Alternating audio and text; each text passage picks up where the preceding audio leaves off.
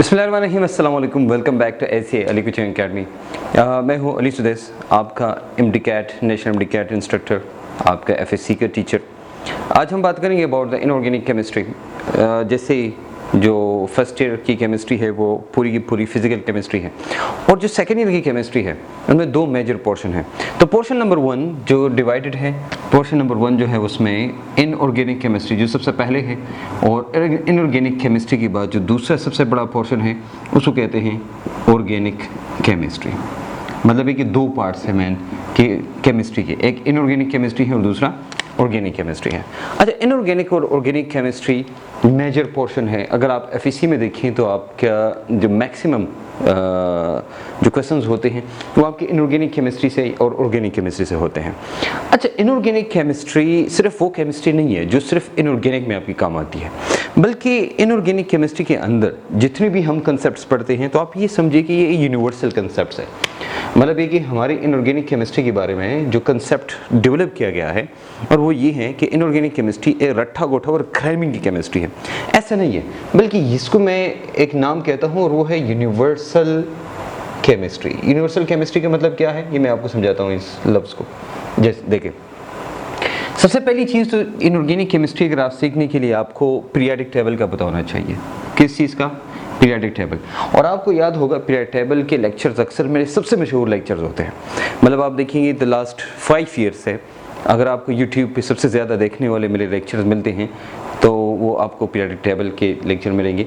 और उसके बाद जो सबसे ज़्यादा देखने वाला जो मेरा लाइव एक सेशन है, और वो उसमें टॉप 5 वो है जो ट्रिक्स हैं जो कि एमडी-कैट की या ईटा की, तो वो है।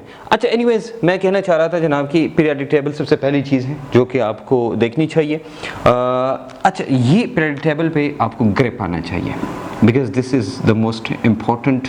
और ये पीरियोडिक टेबल एक ऐसी चीज़ है कि अगर आप इसको सीखें तो सिर्फ ये नहीं कि इनऑर्गेनिक केमिस्ट्री आप सीख सकते हैं, बाकी चीज़ें यूनिवर्सल कैसे, इसमें हम कुछ कंसेप्ट्स पढ़ते हैं जैसे आयनाइजेशन एनर्जी, इलेक्ट्रोनेगेटिविटी, इसी तरह फिर उसके बाद मेल्टिंग पॉइंट, बॉइलिंग पॉइंट वगैरह वगैरह, इसकी प्रॉपर्टीज़ वगैरह, ये सारी चीज़ें हम इधर ही पढ़ते हैं।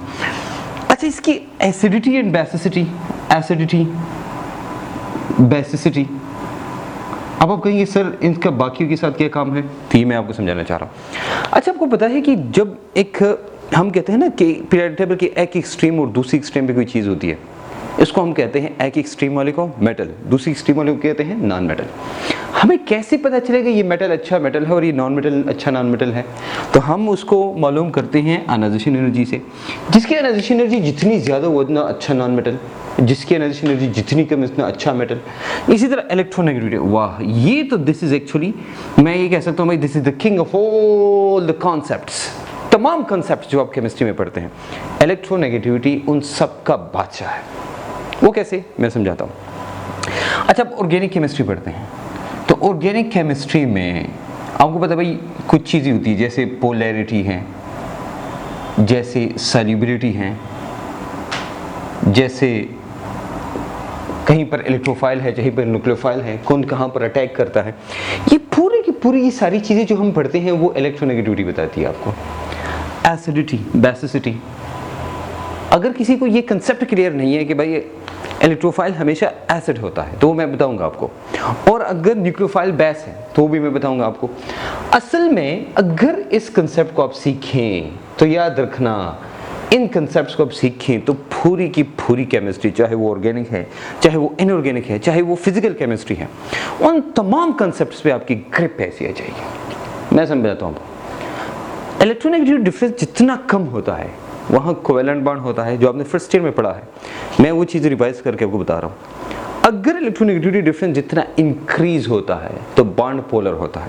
वो पानी के अंदर सॉल्युबल होता है, इनकी सॉल्युबिलिटी ज़्यादा होती है, जितनी पोलैरिटी ज़्यादा सॉल्युबिलिटी ज़्यादा, और फिर जितने इलेक्ट्रोनेगेटिव डिफरेंस ज़्यादा और भी ज़्यादा, इसका मतलब है कि इवन बॉन्ड कोवेलेंट नहीं रहता, बॉन्ड आयनिक हो जाता है।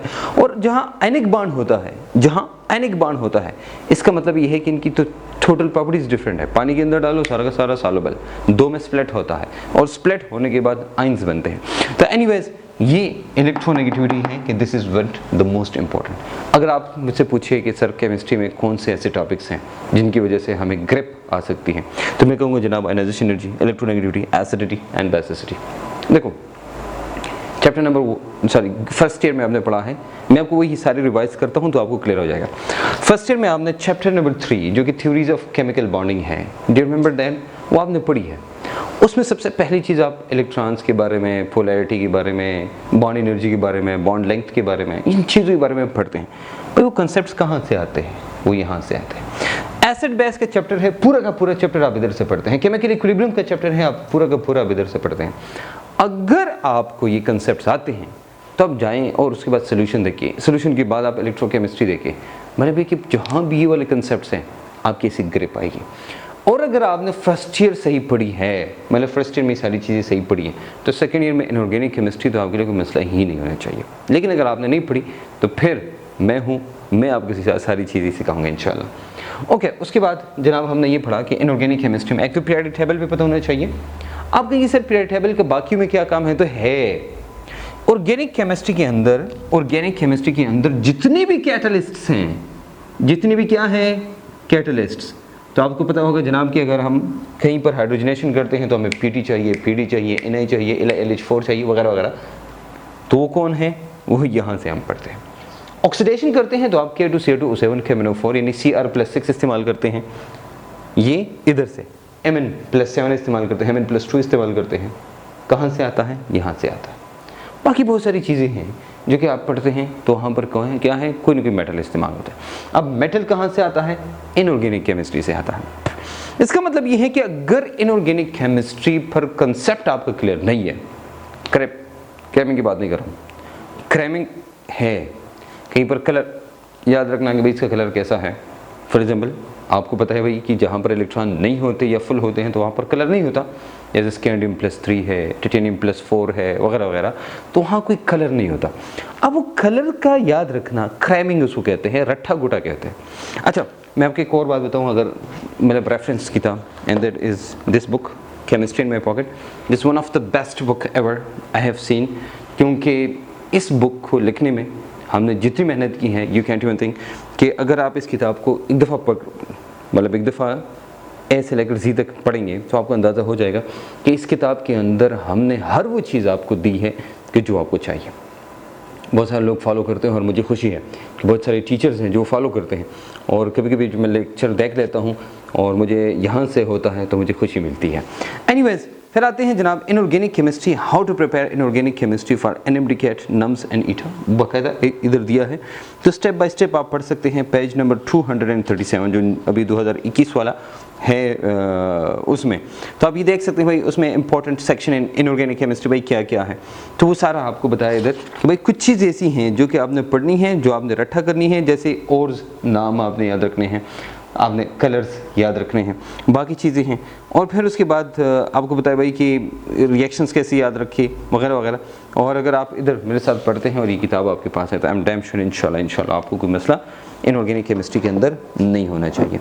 एनीवेज, एक रेफरेंस किताब इस्तेमाल कर सकते हैं, केमिस्ट्री इन माई पॉकेट। अच्छा जनाब, अब आपको पता चल गया भाई जनाब inorganic and inorganic both are very very much important, both are very very much important. हम जो भी शुरू कर रहे हैं वो हम शुरू कर रहे हैं SNP ब्लॉक। तो SNP block are the most important, क्योंकि पीरियोडिक टेबल के अंदर जब आप जाते हैं, ऑफ कोर्स मैंने बताया आपको कि पीरियोडिक टेबल में एक अलग पूरा लेक्चर जो कि मैं हमेशा मेरा एक अलग लेक्चर होता है और वो लेक्चर आके मैं देता हूँ, और अक्सर 1.5 घंटा मेरी 1 घंटा से लेकर 1.5 घंटा मेरी एक पूरी क्लास होती है जो पीरियोडिक टेबल की, और ज़्यादातर लाइव सेशंस में होते हैं। तो वो जो क्लास होती हैं वो क्लास में अक्सर उधर ही रहता हूँ। तो लाइव इसलिए रहता हूँ क्योंकि उसमें बहुत सारे क्वेश्चंस आंसर हो जाते हैं, और जो लोग बाहर हैं जो कि हमारे पास क्लास में नहीं होते या जो हमारे स्टूडेंट्स इनरोल नहीं होते तो वो भी देख लेते हैं। तो एनीवेज, लेकिन हम फिर भी एक बहुत ही कॉन्साइज फॉर्म में एक पीरियोडिक टेबल का लेक्चर पूरा लेंगे, और वो पूरा लेक्चर इंशाल्लाह आप देखेंगे। एनीवेज, ये आपको क्लियर हो गया जनाब इनऑर्गेनिक केमिस्ट्री के अंदर यूनिवर्सल केमिस्ट्री है, जैसे मैंने बताया यूनिवर्सल कंसेप्ट्स हैं, यूनिवर्सल इसमें टॉपिक्स होते हैं, और वो सारे टॉपिक्स जो हैं वो मैं आपको बताऊंगा भाई कैसे कैसे करने हैं, कहाँ से करने हैं, क्यों करने हैं जी। अच्छा, आते हैं जनाब ऑर्गेनिक केमिस्ट्री। तो ऑर्गेनिक केमिस्ट्री जो है वो अक्सर बच्चे बहुत डरते हैं कि भाई ऑर्गेनिक केमिस्ट्री के साथ हम क्या करें। और असल में मुझे अक्सर ये क्वेश्चन सुनने को मिलता है कि सर ऑर्गेनिक केमिस्ट्री बहुत मुश्किल है। याद रखना, ऑर्गेनिक केमिस्ट्री में कुछ भी मुश्किल नहीं है। और आपको एक इंटरेस्टिंग बात बताऊं कि सबसे ज़्यादा टाइम जो हमारा लगता है वो इनऑर्गेनिक का लगता है, और ऑर्गेनिक केमिस्ट्री उसका आधा टाइम लगता है। स्टूडेंट्स पे डिपेंड करता है, क्योंकि पूरी एक सीरीज़ है, कंसेप्ट है, अगर वो आप समझें इसका मतलब है कि आगे आपको कोई मसला नहीं होगा। एनीवेज, लेकिन आज हमारा जो टॉपिक है that is about inorganic chemistry. तो हम इनऑर्गेनिक केमिस्ट्री की ही बात करेंगे और इनऑर्गेनिक केमिस्ट्री को स्टेक होंगे। ओके जनाब, दिस इज़ इंट्रोडक्टरी क्लास। तो ये नहीं कि भाई मैं आपको इनऑर्गेनिक केमिस्ट्री प्रॉपर्ली पढ़ा रहा हूँ, मैं सिर्फ इनऑर्गेनिक केमिस्ट्री की डेफिनेशन, इसकी इंट्रोडक्शन, वो सारी चीज़ें कर रहा हूँ। So this is also very important lecture. इसके बाद प्रॉपर हम पूरा टॉपिक वाइज शुरू करेंगे। ओके, सबसे पहला पॉइंट जनाब है इनऑर्गेनिक केमिस्ट्री। तो इनऑर्गेनिक केमिस्ट्री क्या है? एक्चुअली इनऑर्गेनिक केमिस्ट्री है the study of inorganic compounds. क्या? Inorganic compound.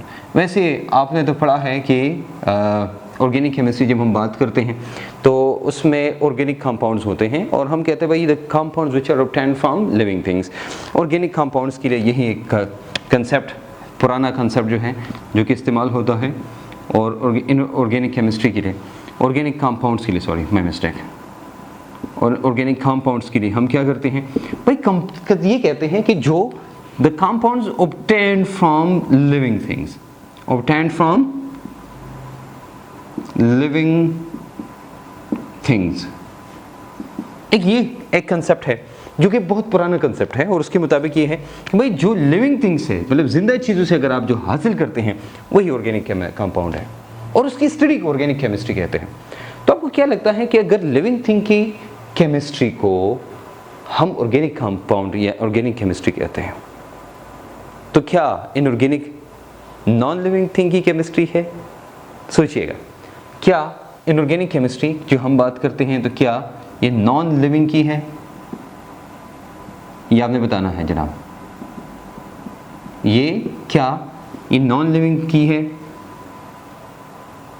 अगर organic chemistry is the study of the compounds which are obtained from living things, ऐसा ही है, कुछ ऐसा ही है। पुरानी कंसेप्ट के बारे में बात करेंगे, न्यू कंसेप्ट के बारे में। न्यू कंसेप्ट ऑर्गेनिक कंपाउंड्स के लिए ये है कि आप बात करते हैं कि compounds which contain carbon in its structure and its derivatives। बस इतना काफ़ी है कि भाई वो है जिसको सिंपली आप कहते हैं भाई hydrocarbons and it's derivatives. Simple आप ये कहते हैं। एनीवेज, ये सिंपल कि हाइड्रोकार्बन्स है। हाइड्रोकार्बन देखो, वो कंपाउंड जो कार्बन है उसमें, उसके स्ट्रक्चर में, उसको कहते हैं ऑर्गेनिक कंपाउंड। तो उसके लिए आपको पता है भाई कि इसका मतलब है हाइड्रोकार्बन। हाइड्रोकार्बन का मतलब होता है कि सेंट्रल एटम उसमें कार्बन होता है। क्या? या जो मैन, उसका जो बैकबोन होता है वही कार्बन का होगा। बैकबोन जो हमारा है, जिसकी वजह से हम खड़े हैं, तो that's backbone should be of the carbon, या central atom should be the carbon. Central atom should be the carbon. Do you understand that? या तो उसको हम कहते हैं हाइड्रोकार्बन्स एंड इट्स डेरिवेटिव्स। अच्छा, कुछ एक्सेप्शंस हैं यहाँ पर। क्या है एक्सेप्शंस? भाई वो क्या है, वो ऑर्गेनिक है लेकिन कुछ एक्सेप्शंस है। एक्सेप्शंस क्या है? फॉर एग्जांपल वो ऑर्गेनिक नहीं है तो वो क्या होंगे? वो ये होंगे carbon monoxide, carbon dioxide, carbonates, bicarbonates, cyanides etcetera, ये चीजें। अब देखिएगा एक्सेप्शन क्या है। ऑर्गेनिक कंपाउंड में कार्बन अगर सेंट्रल एटम में है, सेंट्रल एटम है तो ठीक है, एक्सेप्शंस हैं। वो एक्सेप्शंस ये हैं। तो आपको पता होगा कि जनाब ये एक्सेप्शंस क्यों आते हैं। एक्सेप्शन आते हैं कुछ वजूहात की वजह। वो एक्सेप्शन ये है कि अगर कहीं पर एक्सेप्शन है कि भाई सेंट्रल एटम इसका क्या है, वो है, और फिर भी वो ऑर्गेनिक कंपाउंड का हिस्सा नहीं है, तो जब ऑर्गेनिक कंपाउंड नहीं है तो उसको हम कहेंगे इनऑर्गेनिक कंपाउंड। अब इनऑर्गेनिक कंपाउंड की डेफिनेशन आसान हो गई। एनीवेज, लेकिन यहाँ जैसे हमने कहा भाई लिविंग थिंग, ये नॉन लिविंग थिंग, ये लिविंग थिंग से ऑब्टेन करते हैं, ये अर्थ क्रस्ट इसको कहते हैं। अर्थ क्रस्ट का मतलब ये है कि आप जाएंगे कहीं पर पहाड़ है, पहाड़ों के अंदर, वैसे आपको पता है कि भाई जेम्स वेम्स मिलते हैं बहुत ज़्यादा, ये जेम्स नहीं होते, वो जो कीमती पत्थर होते हैं, वो सारी चीज़ें वो इनऑर्गेनिक हैं असल में। यहाँ हाइड्रोकार्बन एंड डेरिवेटिव्स, भाई हाइड्रोकार्बन और डेरिवेटिव्स के अलावा बाकी जितनी भी केमिस्ट्री है दैट इसको, तो कभी कभी हम इसको कहते हैं भाई जो नॉन लिविंग केमिस्ट्री वाली, इसको हम कहते हैं chemistry other than carbon containing compounds. वही ऑर्गेनिक केमिस्ट्री का डेफिनेशन है, उसको उल्टा करो ये बनेगा। अच्छा, अदर देन कार्बन का मतलब क्या है? Other than hydrocarbon. दोबारा देखो, chemistry other than carbon containing compound, वो जो कार्बन कंटेनिंग कंपाउंड, तो कार्बन कंटेनिंग कंपाउंड्स का मतलब है क्या है? हाइड्रोकार्बन। अब हाइड्रोकार्बन और उसके डेरिवेटिव के अलावा जो केमिस्ट्री होगी वो ये है आपकी इनऑर्गेनिक केमिस्ट्री। तो जैसे आपने ऑर्गेनिक केमिस्ट्री के अंदर पढ़ा है कि भाई actually this is the chemistry of the structure, composition and this of the compounds, organic compound, तो उसी तरह आप इनऑर्गेनिक केमिस्ट्री को डिफाइन कर सकते हैं। एनीवेज, मेरे ख्याल में सारा कंसेप्ट क्लियर हो गया होगा। ऑर्गेनिक केमिस्ट्री कहते हैं वो चीज़ें, जो पुराना कंसेप्ट था उसके मुताबिक कि the compounds which are obtained from the living things, यानी प्लांट्स से या एनिमल से। अगर ये है ना लिविंग थिंग्स, इसका मतलब जनाब कहाँ से आप लेंगे?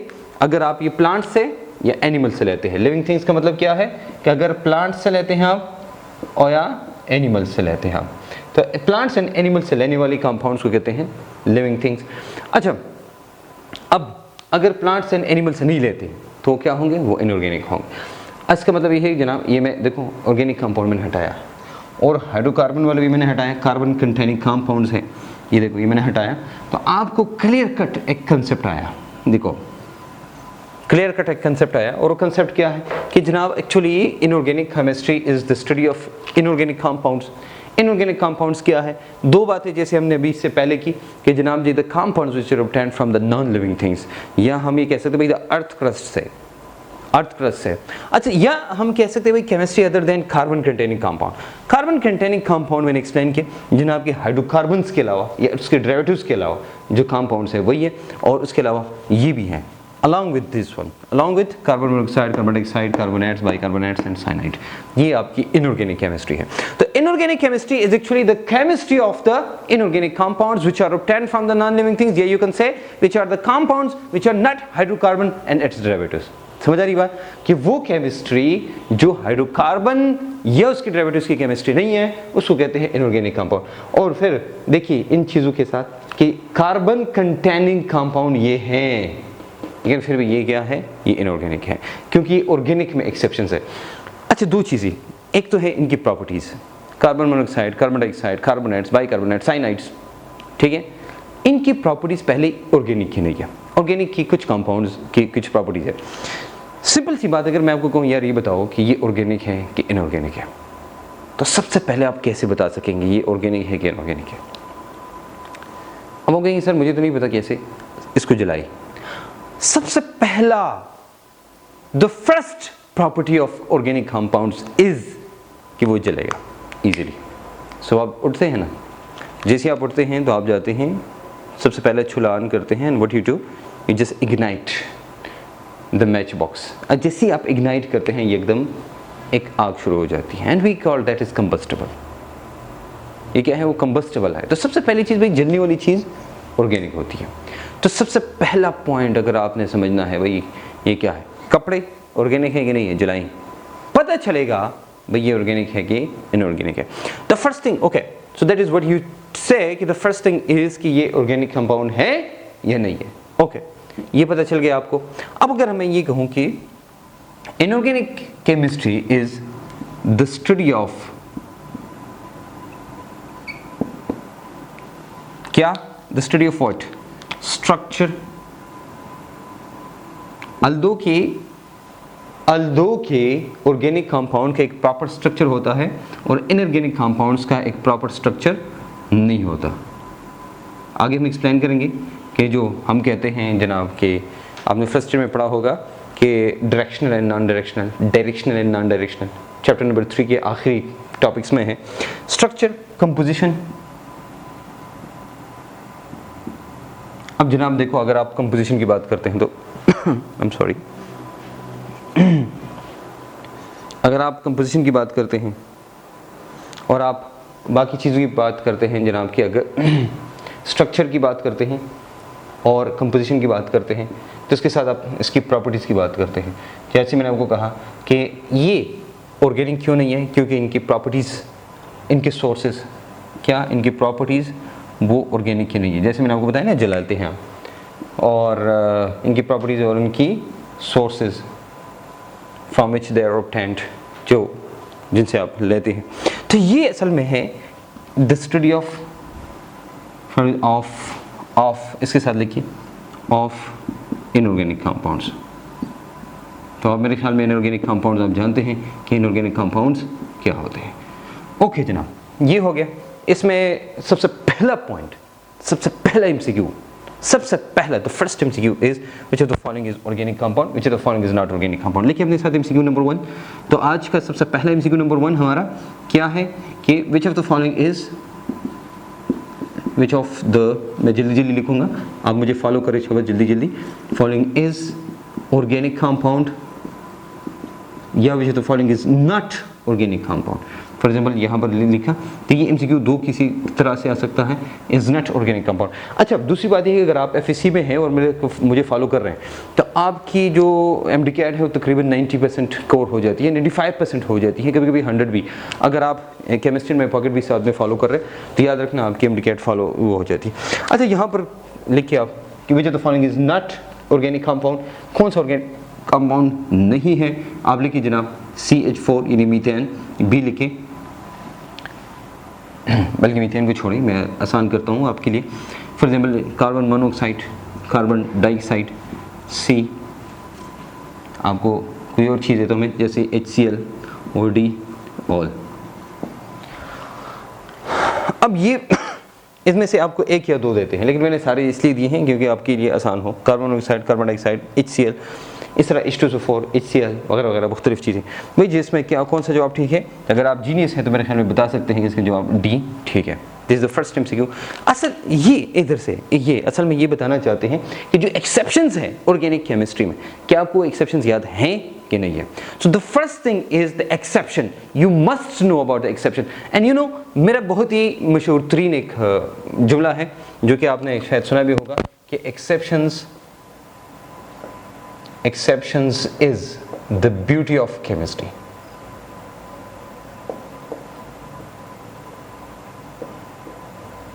Exceptions is the beauty of chemistry. ये जुमला याद रखना। एक्सेप्शंस आपको ज़रूर पता होने चाहिए जनाब कि एक्सेप्शंस कौन से हैं। तो एनीवेज, ये हम बात कर रहे थे अबाउट द इनऑर्गेनिक केमिस्ट्री और इनऑर्गेनिक कंपाउंड। आपको पता होना चाहिए जनाब इनऑर्गेनिक कंपाउंड क्या होते हैं, और फिर उसके बाद क्या, इसके बाद जो नेक्स्ट जो चीज़ आती है कि इनऑर्गेनिक कंपाउंड्स में या इनऑर्गेनिक केमिस्ट्री में, वो है पीरियोडिक टेबल। तो इसके बाद हम पढ़ेंगे पीरियोडिक टेबल इन डिटेल, बहुत ही डिटेल में, एक एक करके एक चीज़ में आपको पढ़ाऊँगा। पीरियोडिक टेबल क्या है, उसमें कितने ग्रुप्स हैं, ग्रुप्स हैं, पीरियड्स हैं, इनका मतलब क्या है, किसकी एनाइजेशन एनर्जी ज़्यादा, किसकी इलेक्ट्रोनेगेटिविटी ज़्यादा, किसकी कहाँ ज़्यादा, क्या ज़्यादा वगैरह वगैरह। फिर ऑर्गेनिक कैसी पीरियोडिक टेबल को आप याद करते हैं, जो कि आप देख भी सकते हैं कि मेरे आपको बहुत सारे लेक्चर्स मिल जाएंगे।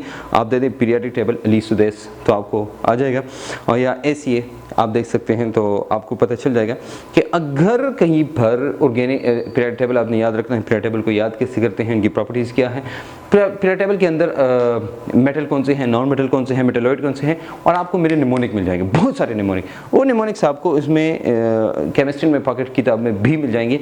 तो आप लोग ऐसा करें कि इस किताब को ज़रूर देखें, because this one of the most important, this is one of the most important मेरे ख्याल में किताब है कि अगर आप लोग ये चाहते हैं कि आप अपनी एफएससी को भी एक्सेल करें और आप इसके साथ एमडीकैट भी एक्सेल करें, मतलब साथ में दोनों की तैयारी करें। So this one of the most important book, ये मस्ट आप नहीं, आपको याद होगा जनाब ये 2020 का बेस्ट सेलिंग किताब है कि 88,000 कॉपीज़ अल्हम्दुलिल्लाह सेल आउट हो गई थी इन 2020।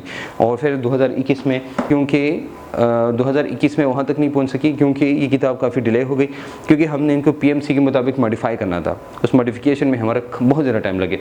तो नब्ज़ नेशनल एमडीकैट की तकरीबन 4-5 महीने हमारे लगे और 4-5 महीने इसके लगे, इसलिए इतना ज़्यादा अरसा लगा और ये किताब लेट आ गई। लेकिन एनीवेज़ हमने कोशिश की अपनी तरफ से कि भाई वो पूरी हो। एनीवेज़ तो इसके बाद हम पीरियडिक टेबल, जो कि हमेशा मेरा एक लेक्चर होता है, एक लंबा लेक्चर होता है जो कि डिटेल लेक्चर होता है, जिसमें हम हर एक एंगल को टच करते हैं। तो इंशाल्लाह जो नेक्स्ट हमारा लेक्चर है वो lecture about the periodic table and that will be a proper lecture of the inorganic chemistry. मिलेंगे इंशाल्लाह एक नई वीडियो के साथ। अपना बहुत सारा ख्याल रखिएगा और मेरा भी और इस चैनल का भी। अल्लाह हाफिज़।